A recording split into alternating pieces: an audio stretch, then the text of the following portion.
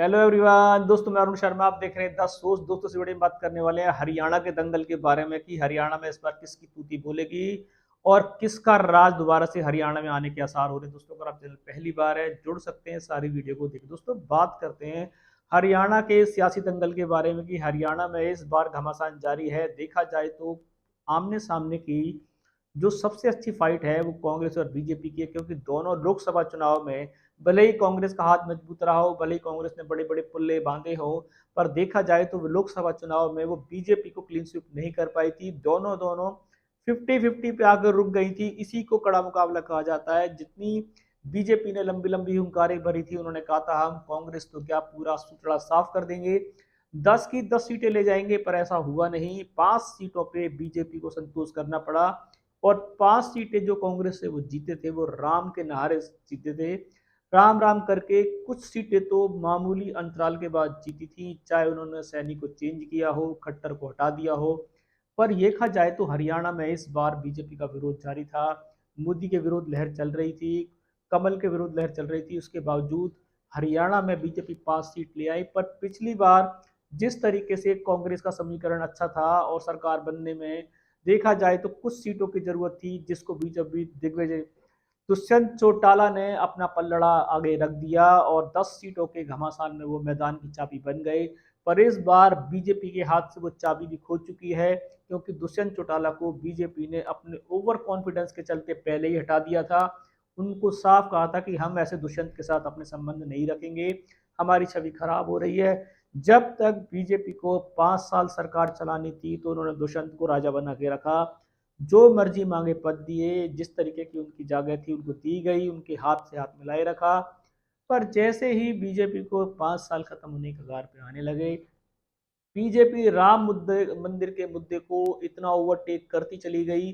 जिस तरीके से उन्होंने सोचा था कि अब तो राम मंदिर बनाया तो कांग्रेस का क्या होगा, और मोदी जी के नारों के चलते उन्होंने दुष्यंत चौटाला को पहले ही हटा दिया।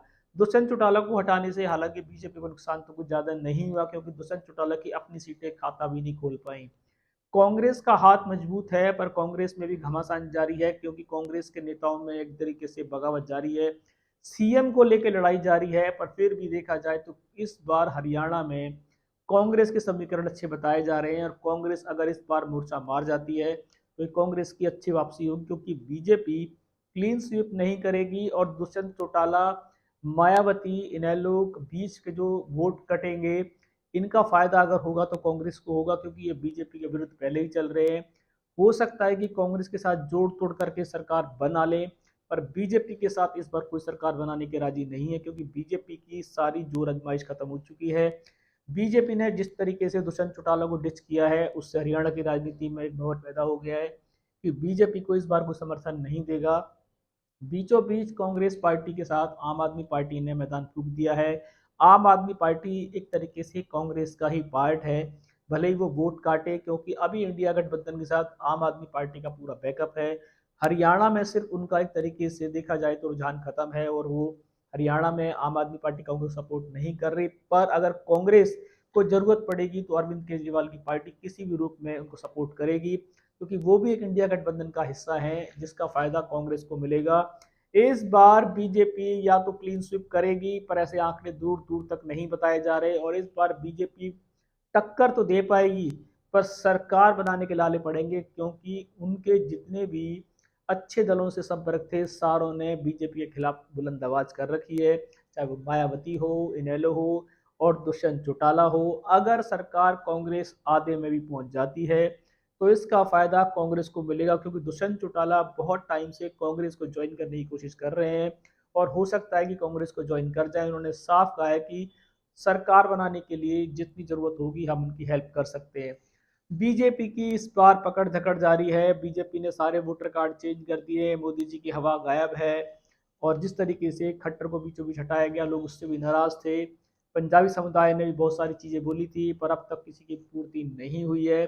सैनी ने अभी कमाल संभाली है, पर सैनी को अभी हरियाणा की बागडोर संभालने को ज़्यादा टाइम नहीं हुआ है। कुछ नया विकास वो करके नहीं कर पाएंगे, क्योंकि जिस तरीके से अभी जुमलों को बीजेपी का सरकार के नाम से जाना जाता है, तो हरियाणा में बीजेपी का कुछ खास पलड़ा भारी नजर नहीं आ रहा। भले ही त्रिशंकु सरकार बन जाए, क्योंकि कांग्रेस की फाइट और बीजेपी की फाइट पिछली बार भी हाफ हाफ रही थी, कांग्रेस भी ऐसा नहीं है कि पूरी सरकार एक तरफ लेके चली जाएगी, क्योंकि बीच में बीजेपी सीटें लेके जाएगी और उसका फायदा कांग्रेस को नहीं होगा, क्योंकि कांग्रेस के साथ सिर्फ फायदा यही होगा कि अगर आम आदमी पार्टी, इनेलो और दुष्यंत चौटाला की चाहे जितनी सीटें आती हैं अगर वो कांग्रेस को देते हैं तो शायद कांग्रेस सरकार बनना निश्चित है, वरना इस बार सरकार फिर दोबारा से त्रिशंकु बनेगी, क्योंकि पिछली बार दुष्यंत चौटाला ने बीजेपी के दुख तीरथ पे हाथ धर के उनको सरकार बना दी थी, पर इस बार ऐसा होता नजर नहीं आ रहा। फिर भी राजनीति हर दिन हर पल करवट बदलती है, हो सकता है दुष्यंत चौटाला को बीजेपी फिर बना ले। जो जो नेता अच्छी अच्छी टिकटें बाजी मार के लाएगा पार्टी उसका स्वागत करेगी। दोस्तों फिलहाल हरियाणा में इस बार किसी का दल इतना भारी नहीं है जो क्लीन स्वीप कर जाए, 50-50 के मार्जिन पर सरकार इलेक्शन चल रहा है और इस बीचों बीच निर्दलीय और बीच में इनेलो, मायावती और दुष्यंत चौटाला ने किसकी गेम बजानी है समय बताएगा। रुझान पे कोई नया अपडेट मिलेगा समय से पहले बताएंगे। अगर आप चैनल पहली बार हैं जुड़ सकते हैं सारी वीडियो को देख। दोस्तों मैं अरुण शर्मा मिलूंगा नई सोच के साथ, अपना ध्यान रखें। नमस्कार।